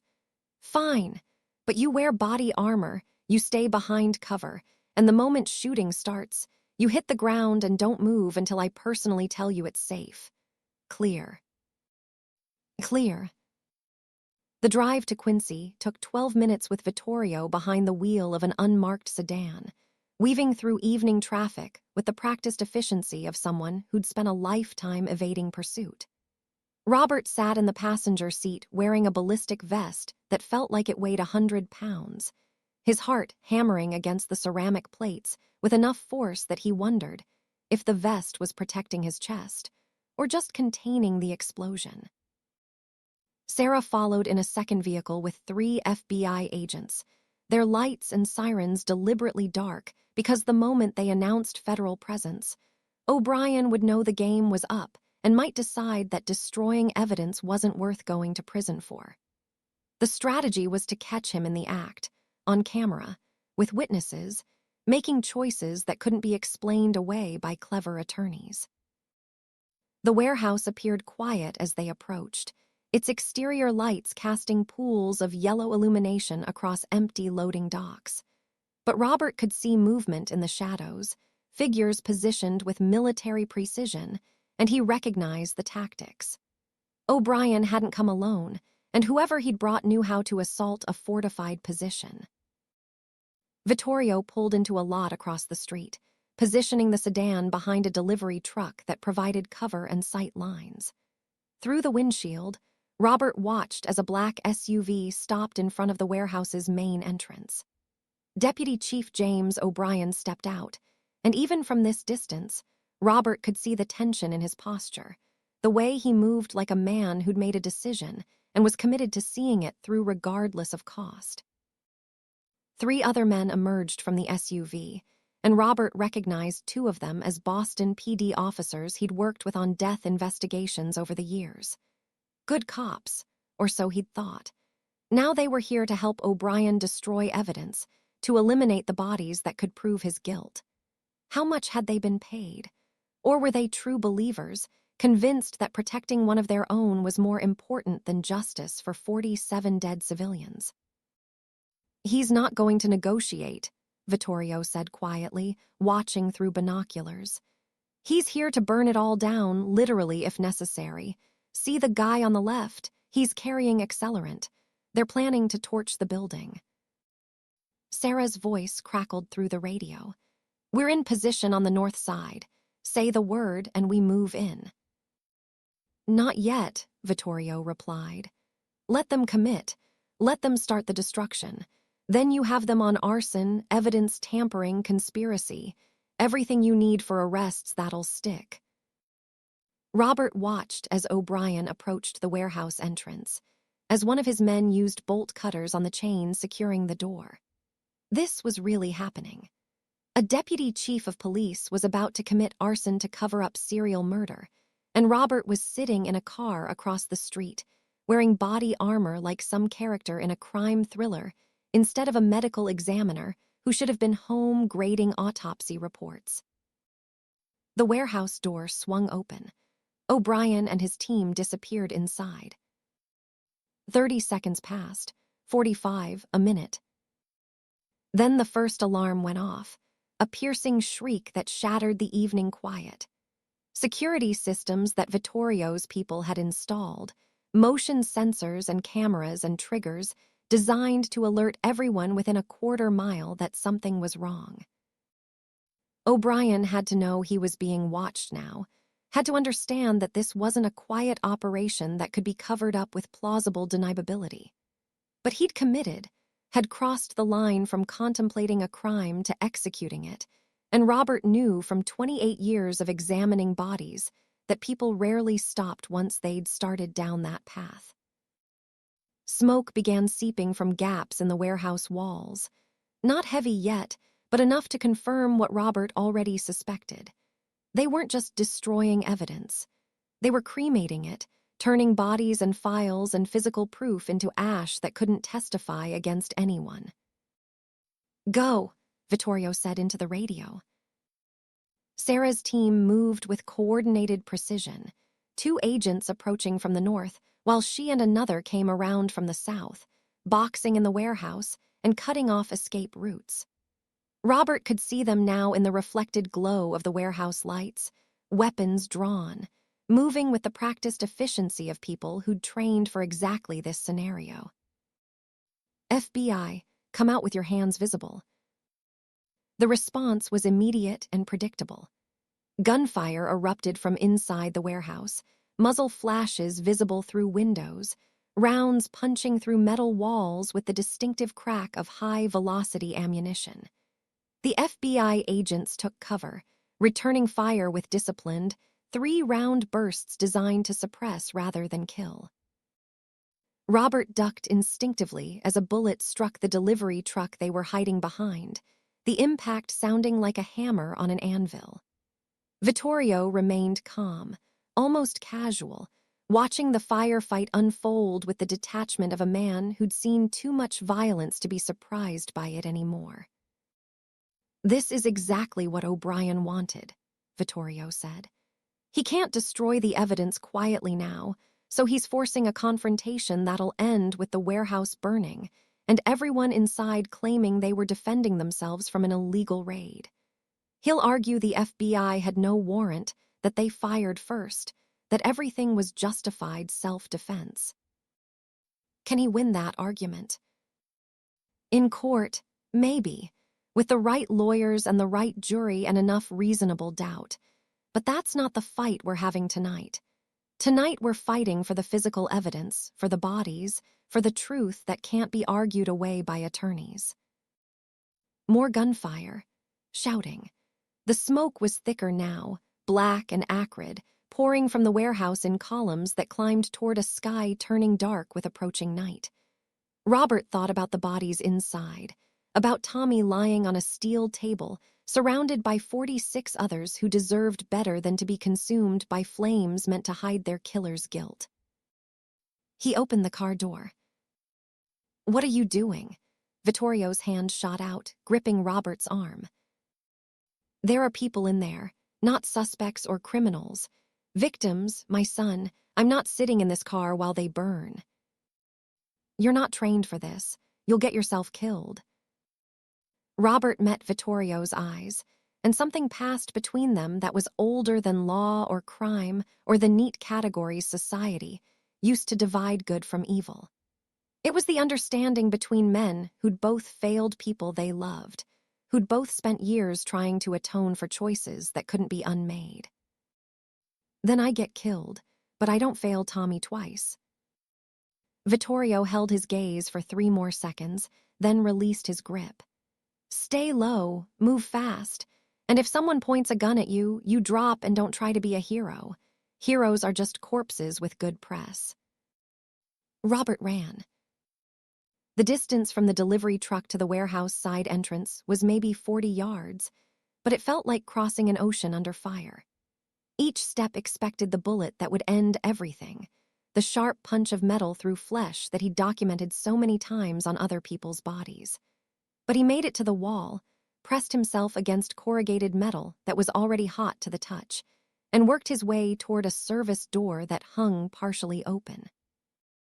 Inside was chaos painted in smoke and shadow.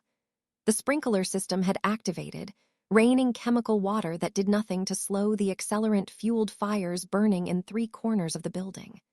Flames climbed walls and consumed filing cabinets, paper records curling into ash that drifted like black snow. And in the center of the warehouse, still miraculously untouched, sat the row of examination tables where Tommy and the others waited in cold storage. Robert moved toward them through smoke that burned his eyes and throat, his vision blurring with tears that were part chemical irritation and part pure grief.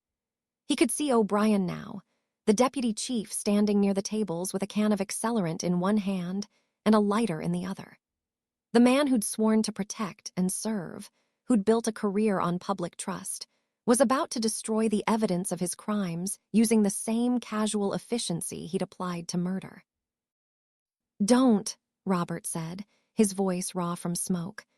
"Whatever you're about to do, Deputy Chief, don't make it worse than it already is." O'Brien turned, and for a moment, genuine surprise crossed his face. Then recognition, followed by something that might have been resignation. "Dr. Martinez, should have known you wouldn't let this go. That's the problem with smart people. They keep asking questions even when the answers will destroy them. You killed my son. You killed 46 other people. And you used your badge to cover it up for 18 years. That's already destroyed. This just makes it official.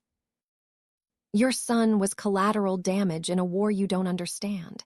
He saw things, new things that would have undermined operations critical to this city's security. Sometimes good people die so that the system can function. That's reality, Doctor. That's the world we actually live in, not the one you pretend exists in your textbooks and protocols. The casual dismissal of Tommy's life, the reduction of murder to bureaucratic necessity, ignited something in Robert that 28 years of professional detachment couldn't contain. You're a serial killer with a badge. Nothing you say changes that. Nothing you burn here erases what you've done. O'Brien raised the lighter, flame dancing in the smoke-filled darkness. Maybe not, but it makes prosecution a lot harder when all the physical evidence is ash. He tossed the accelerant toward the examination tables. Robert moved without thinking, his body responding to threat with instincts older than training. He tackled O'Brien low and hard, the way he'd learned in Army basic training 30 years ago, driving his shoulder into the deputy chief's midsection and taking them both to the concrete floor in a tangle of limbs and desperation. The lighter flew from O'Brien's hand, skittering across wet concrete into darkness. The accelerant can rolled away, its contents spilling but not igniting. And for 5 seconds that felt like eternity. Two men who represented completely opposite philosophies of justice fought with the graceless brutality of people who'd never been trained fighters, but understood that losing meant death. O'Brien was bigger, younger by 6 years, and carried the muscle memory of someone who'd spent decades in physical confrontations. He rolled Robert onto his back, hands reaching for his throat with fingers that knew exactly how to crush a windpipe. Robert felt pressure building behind his eyes, his vision darkening at the edges, and thought distantly that this was what Tommy had felt in his last moments, this same crushing pressure, this same desperate need for air that wouldn't come. Then the pressure released. O'Brien jerked backward, pulled off by hands that belonged to FBI agents who'd finally fought their way inside. He went down under a pile of federal law enforcement, his rights being read even as handcuffs locked around his wrists with clicks that sounded like punctuation marks, ending a very long sentence. Robert lay on the floor gasping, his throat bruised but intact, watching through smoke and sprinkler rain as Sarah Chen stood over O'Brien with an expression of grim satisfaction. Deputy Chief James O'Brien, you're under arrest for attempted arson, destruction of evidence, assault on a federal witness, and conspiracy to commit murder. You have the right to remain silent, though I'm betting your lawyer's going to insist on it. O'Brien's response was a string of profanity and threats that Sarah ignored with professional detachment. 2 agents hauled him to his feet and toward the exit, his shouts fading into the night. The 3 officers who'd come with him were already in custody, their weapons confiscated, their careers ended in the time it took to make very bad choices. Vittorio appeared through the smoke like a ghost made solid, his suit somehow still immaculate despite the chaos. He surveyed the damage with the calculating eye of someone assessing loss and recovery. The bodies are intact. The files are mostly destroyed, but we have digital backups. O'Brien and his people are in custody. I'd call that a successful evening. Hayes wasn't here, Robert said, his voice hoarse. O'Brien didn't bring him. No, he didn't, which means Hayes is either smarter than we gave him credit for, or he's preparing his own exit strategy. Sarah holstered her weapon, pulling out her phone. I've got agents at his house and the ME's office. If he runs, we'll know within minutes. Robert stood on shaking legs, moving toward the examination tables where Tommy's body lay undisturbed despite the fire and violence that had swirled around it. The sheet was damp from sprinkler water, but otherwise unchanged, a small island of peace in an ocean of chaos. He pulled it back one more time, looking at his son's face, seeing past the water damage and preservation artifacts to the boy who'd learned to ride a bike in their driveway, who'd struggled with algebra but excelled at computer programming, who deserved so much more than to become victim number 4 in someone's hidden atrocity.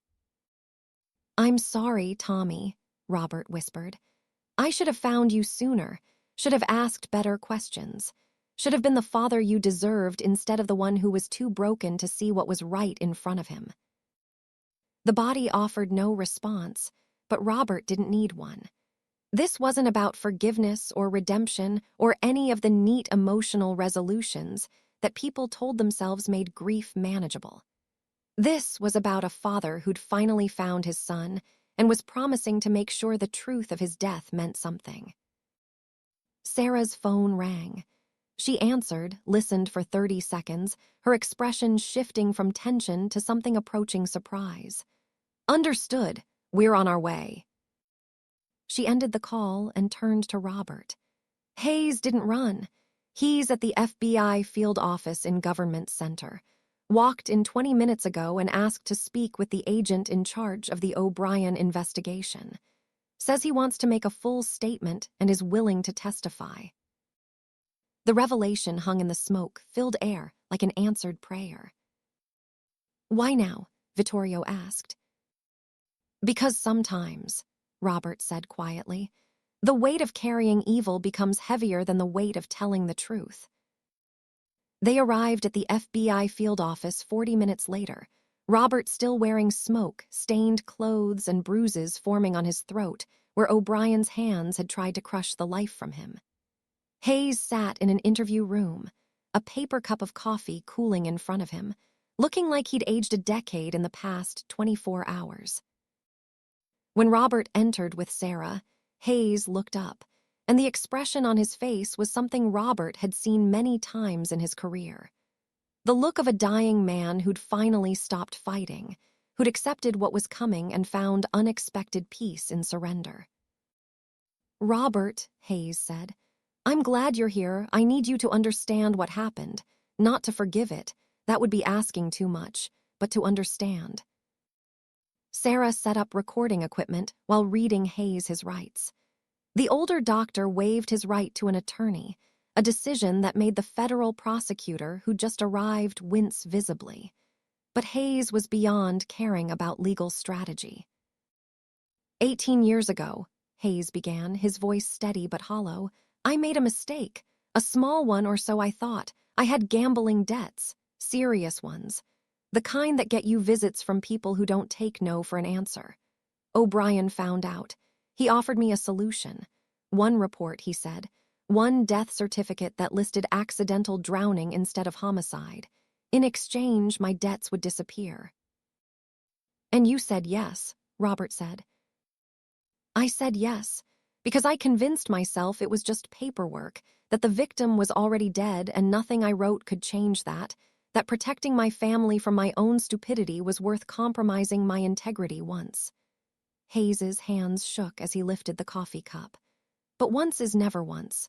O'Brien came back, again and again, each time with a body that needed to disappear. Each time with a reminder that he owned me now, that one call to the medical board would destroy everything I'd built. 47 times, Sarah said. 47 times I chose my career over truth. 47 families I lied to. 47 victims whose deaths I helped hide. Hayes looked directly at Robert. "Including your son. Tommy came to me 3 days before he died. He'd found evidence of O'Brien's trafficking operation, wanted to know if the medical examiner's office had records that could corroborate what he'd discovered. I told him to drop it, to forget what he'd seen. And when he didn't, when he went to that journalist instead, O'Brien killed him." Robert felt the room tilt. "You knew. Before he died, you knew Tommy was in danger." "I knew, and I did nothing. Because I was terrified that if I helped him, O'Brien would expose me, that I'd lose everything I'd worked for." Tears ran down Hayes's face, carving channels through decades of careful composure. "So I let a 15-year-old boy die to protect my reputation. And then, to add horror to horror, when his body came through our office, I made sure you never knew, switched the dental records, altered the measurements. Made sure that, when you examined your own son, you saw a stranger. The confession landed like physical blows. Robert wanted to rage, to overturn the table, to make Hayes feel even a fraction of the pain he'd caused. But looking at the broken man across from him, Robert realized that Hayes was already in a prison far more punishing than anything the legal system could construct. "Why are you telling us this now?" "Because last night, O'Brien called me, told me we were going to burn the warehouse, destroy all the evidence. And for the first time in 18 years, I said no." Hayes met Robert's eyes. "When you confronted me yesterday, when I saw what this had done to you, I realized that protecting myself had cost me the only thing that mattered. My integrity, my humanity, whatever soul I had left. O'Brien could threaten me, could expose me, could destroy my career. But he couldn't make me complicit in one more death." Sarah leaned forward. "You're willing to testify against O'Brien in open court, knowing what that will cost you." "I'm willing to tell the truth, all of it. The trafficking operation, the financial arrangements, every single falsified report. I'll plead guilty to every charge you can file. I'll spend whatever time I have left in prison. But I'll make sure those 47 families know what happened to their children. That's all I can do now. That's the bare minimum of human decency." The interview lasted 6 hours.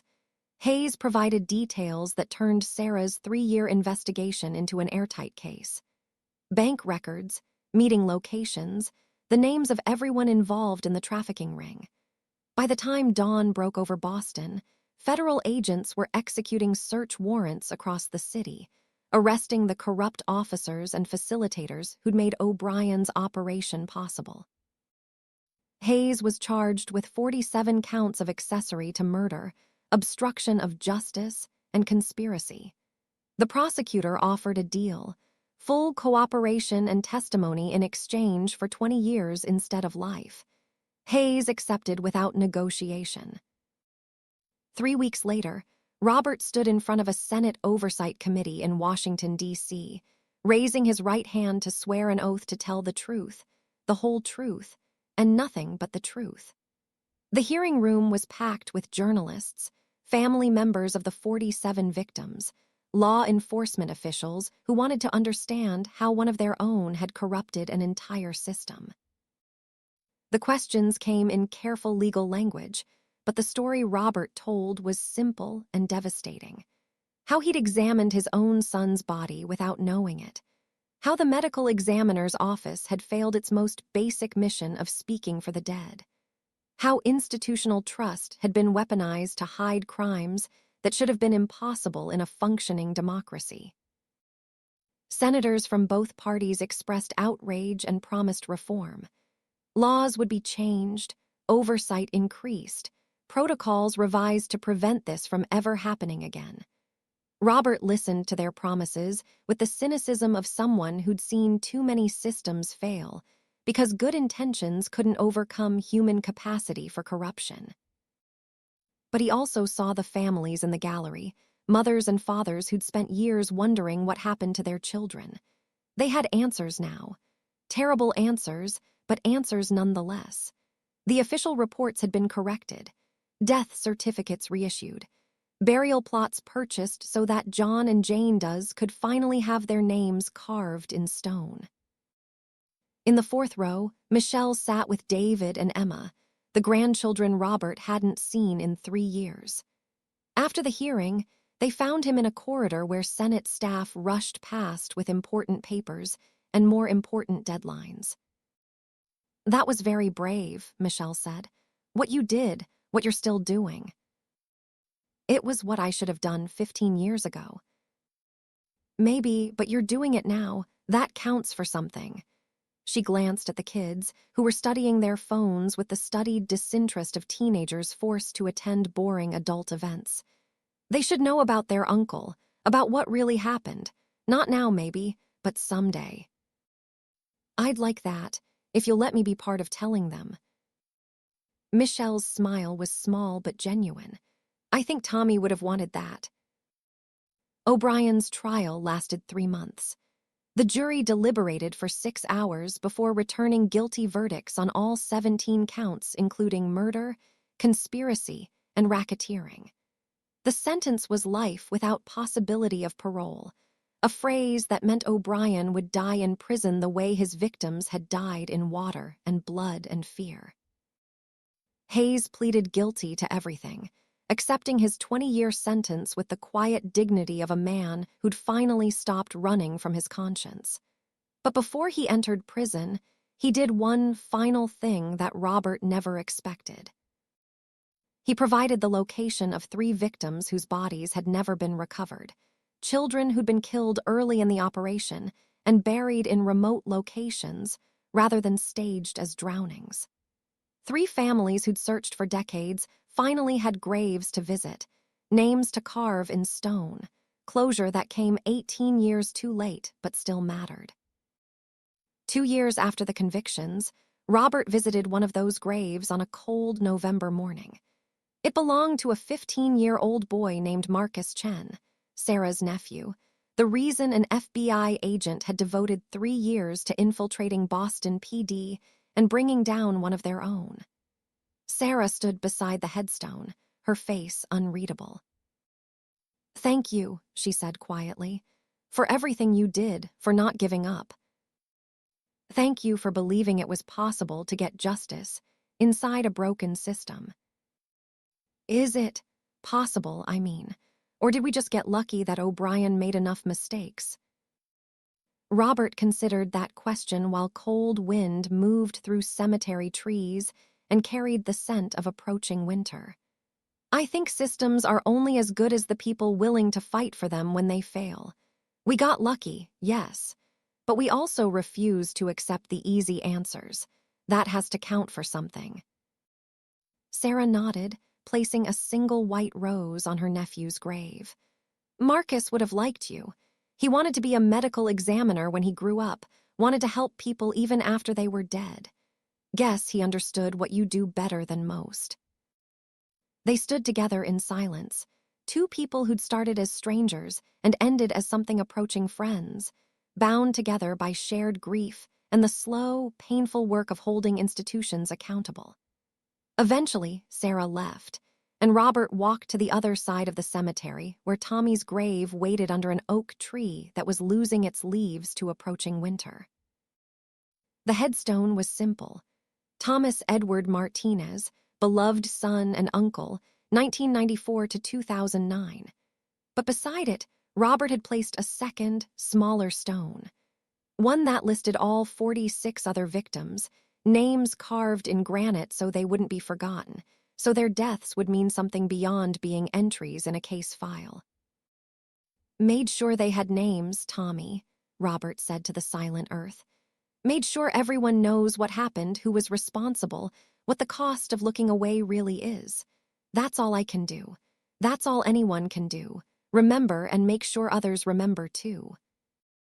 The wind picked up, scattering leaves across graves that held stories of lives ended too soon, of justice delayed but ultimately delivered, of truth that survived every attempt to bury it. Robert stood there until the sun began to set, painting the sky in shades that sailors called warnings but fathers called beautiful. Then he went home to an apartment that felt less empty than it had for 15 years, to work that mattered again, to a future that held grandchildren he was allowed to know, and a purpose that extended beyond simply processing bodies on an assembly line. Later that night, Robert sat at his desk reviewing autopsy reports with the thoroughness he'd once reserved for high-profile cases. Now every case got that attention. Every body on his table received the respect of careful examination and honest documentation. He'd learned the hard way that there were no unimportant deaths, no victims whose stories could be rushed or simplified for the sake of efficiency. His phone buzzed with a text from Michelle. A photograph of David and Emma, both smiling, both healthy, both alive in ways that Tommy would never be but deserved to have been. The caption read simply, "Family dinner next Sunday. You should come."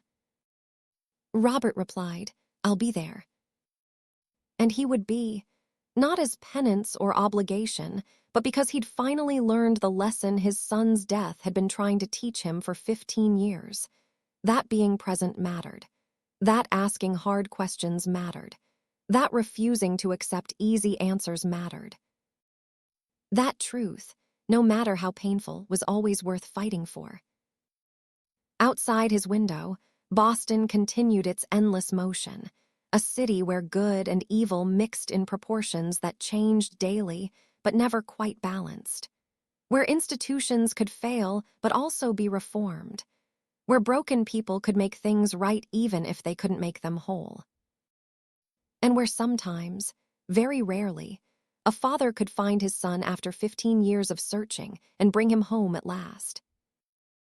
Not alive, not whole, but known, named, mourned properly. That would have to be enough. Robert Martinez, medical examiner, father, grandfather, and reluctant warrior for truth, turned back to his reports. There was work to do. There would always be work to do. But tonight, for the first time in longer than he could remember, the work felt like honor instead of obligation. And that, he thought, was what Tommy would have wanted.